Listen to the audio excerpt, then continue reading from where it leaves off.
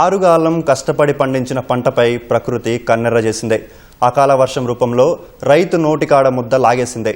ఖమ్మం జిల్లాలో నిన్న రాత్రి కురిసిన అకాల వర్షానికి వరి పంట నేలరాలిందే. చేతికి వచ్చిన పంట పూర్తిగా పాడైపోయింది.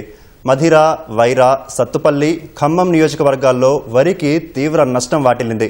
చేతికందిన పంట వర్షార్పణమైందని ప్రభుత్వమే ఆదుకోవాలని రైతులు కోరుతున్నారు. అకాల వర్షానికి గాలి వానకి శుభ్రంగా పడిపోయింది. క్రాప్ కోద్దామని తడంట వేసాం, చక్కగా ఆరింది. రాత్రి వచ్చిన వర్షానికి శుభ్రంగా పడిపోయింది. 3 ఎకరాల వరకు పడ్డది. ఇక రైతు అంటే రైతే ఇంకంతే. రైతు అంటే ఇప్పుడు కొంచెం ఇబ్బంది చూస్తుంటే కొంచెం గుండె కొట్టుకుంటూనే ఉంది. అక్కడ పెట్టుబడి పెట్టిన చీర దగ్గరకు వచ్చింది కదా.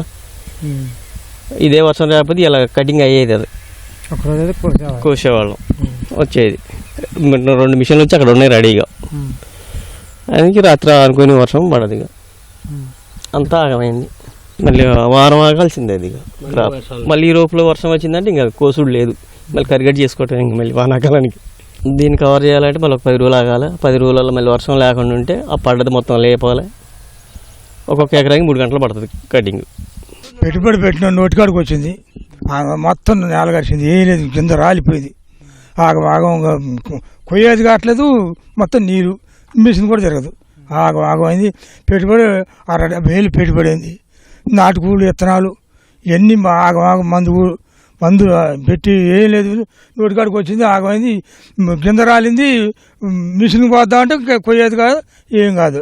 ఆగమైంది. ఏం కాదు, ఏమైంది. ఇప్పుడు బురదల నుంచి వడ్డీ వచ్చే పరిస్థితి లేదు.